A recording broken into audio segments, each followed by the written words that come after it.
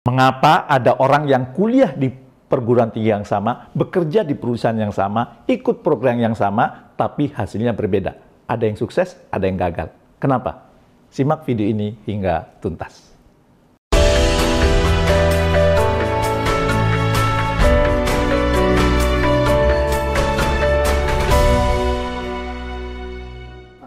Assalamualaikum warahmatullahi wabarakatuh. Bertemu kembali dengan saya di acara Jamil Azeni Live Inspiration.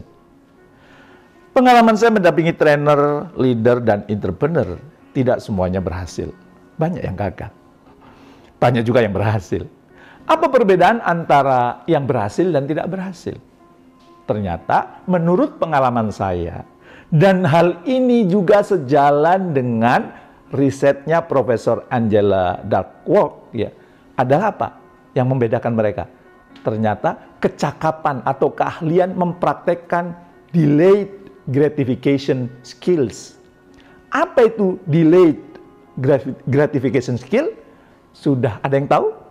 Ternyata delayed gratification skill intinya adalah kecakapan untuk mau menunda kesenangan hari ini demi sukses hari esok.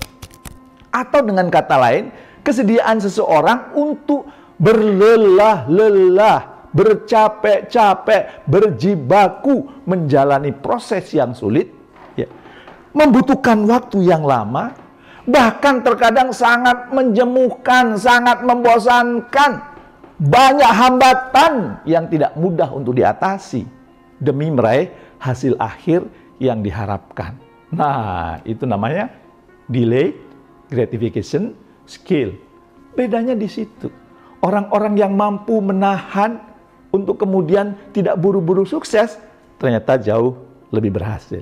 Ya.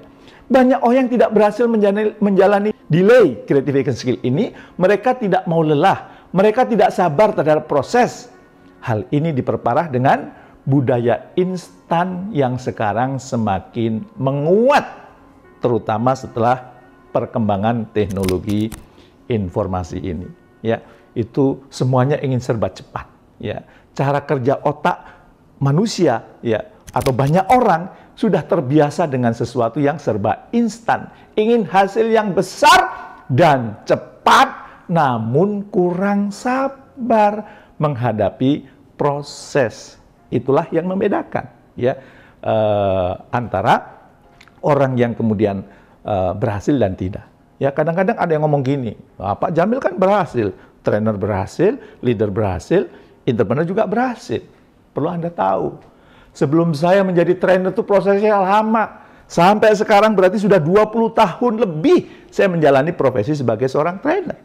Pernah diusir dari kelas, ya, oleh peserta ini, seorang direksi, ketika saya memberikan guyonan ternyata dia tersinggung. Apakah Anda pernah, ya, dikasih feedback yang tidak enak, ya, dan yang ngasih feedback tuh anggota tim kita loh, ya, asal ngomong dia sakit, tapi masih juga saya minta feedback supaya apa? Supaya saya bertumbuh, menyiapkan materi yang kadang-kadang sampai tengah malam, bangun pagi menyiapkan materi lagi, itu luar biasa, ya. Berusaha kemudian menulis buku, karena banyak orang yang menasihati saya, Jamil, menulis buku itu bukan passion kamu, nggak usah nulis, ya, nggak menghabiskan energi, dan akhirnya saya berlatih terus menulis.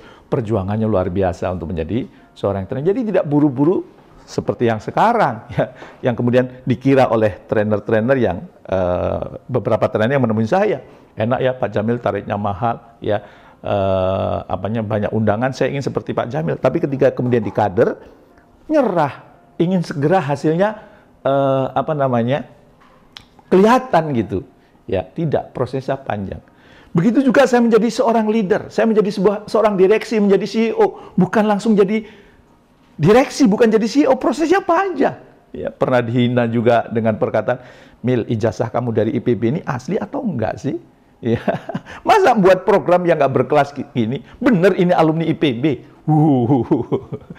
Pernah dibilangin stupid, ya gitu ya. Bahkan saya juga pernah anggota tim saya memberontak kepada saya, gitu ya. Tidak mau mengikuti kebijakan saya, ya. Oh, itu luar biasa ya. Dan juga ada yang main belakang. Ada orang yang jauh-jauh dari kampung saya bawa ke Jakarta, saya didik jadi benar gitu. Begitu kemudian membantu saya, ngelawan dengan saya, berkhianat dengan saya, itu perjalanannya panjang ya untuk menjadi seorang. Begitu juga menjadi seorang entrepreneur. Anda jangan melihat sekarang saya punya beberapa perusahaan, bisnisnya berkembang. Enggak, prosesnya panjang. Saya pernah bangkrut ya. Saya pernah ditipu oleh teman saya, uangnya dibawa lari oleh teman saya, ya, dan kemudian mencoba bisnis yang bukan passion saya, akhirnya dijual, ya, dan kemudian bangun bisnis yang saya tidak menguasai dan akhirnya bangkrut juga, ya. Beberapa perusahaan ada yang saya suntik mati, gitu ya, dihianati teman, gitu ya, ngikuti nasihat orang ternyata keliru, ya, ikut pelatihan, ilmu pelatihannya dipakai ternyata nggak cocok, itu luar biasa. Jadi Anda kalau mau berhasil, syaratnya apa? Mau berlelah-lelah, ya, sabar terhadap proses, ya. Jadi Anda mau menunda kesenangan, ya. Jangan buru-buru ingin senang terus, ya. Ya, ini kadang-kadang ada yang nggak sabar untuk kemudian nanti deh menikmati kesenangannya, dan kalau Anda bersabar, ya insya Allah kesenangan-kesenangannya akan semakin berlipat. Jadi Anda ingin sukses, ya, Anda ingin berhasil, milikilah apa? Milikilah sikap mental apa? Delay gratification skill, kemampuan menahan diri untuk menikmati kebahagiaan, kenikmatan demi kesuksesan jangka panjang. Kadang-kadang perlu berlelah-lelah, perlu sabar, perlu menaklukkan banyak hambatan. Siap?